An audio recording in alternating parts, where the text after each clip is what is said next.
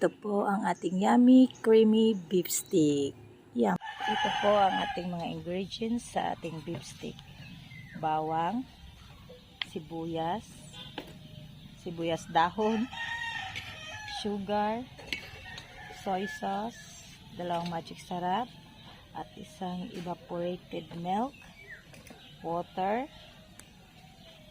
season, at yung baka. Pina-fried ko na po kanina. Half cook po yung baka.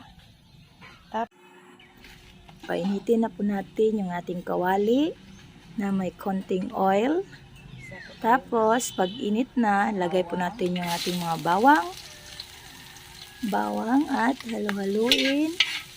Ganyan ang halo-halo. Ganyan. Kunin mo lahat ng bawang, huwag kang magtira. Igisa mo, tapos ganyan lang. Mag-wait lang tayo ng konti na maluto yung ating bawang. Mag golden brown siya ng konti. Ilagay po natin yung at tapos ilagay natin yung ating baka, yung natin kanina, niluto natin ng konti. Ayan, lagay mo lahat, bugod mo, tapos halo-haloin, tamang halo lang. Ayan.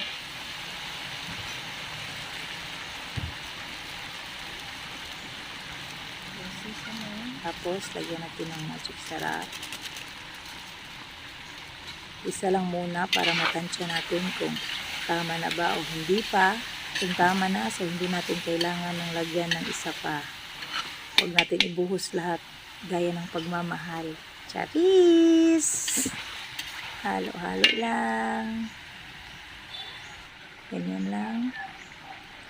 Tapos, lagayan natin yung ating soy sauce. Ganyan. Huwag din ibuhos lahat. Baka maalat. Tapos yung ating brown sugar, huwag din ibuhos lahat.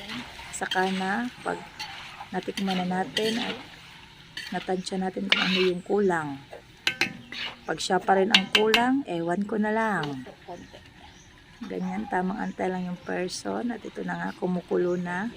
Sarap na. Tapos, lagyan natin ng tubig. Huwag din natin ibuhos lahat. Konti-konti lang. Ganyan. Madali na itong maluto yung ating baka kasi half cook na natin yan ng luto kanina bago natin igisa. Yan, tamang lagay lang ng tubig para hindi siya mauga. Matuyo pala. Para hindi matuyo gaya ng pagmamahal niya. Tuyong-tuyo na. Yan, tamang kulo na yan. Tapos, lagay natin yung ating bawang at sibuyas. At ang ating sibuyas dahon. Tamang halo lang ang person. Pasensya na kayo mga aten. Kasi mahirap magtagalog yung Bisaya eh. Tigas-tigas ng dila. final touch. At yung ating Yan, ang sarap na liquid season. Lagyan din natin ng season. Original yung ginamit natin dyan. Yan, konti-konti lang. Huwag ibuhos lahat. Yan, halo-halo. So yummy, so yummy. My mommy, so yummy. Ito na yung ating beef steak. Masarap po yan kasi native po yung pagkaluto. Tapos yung ating Tapos lagayan natin yung ating evaporated milk. Ayan.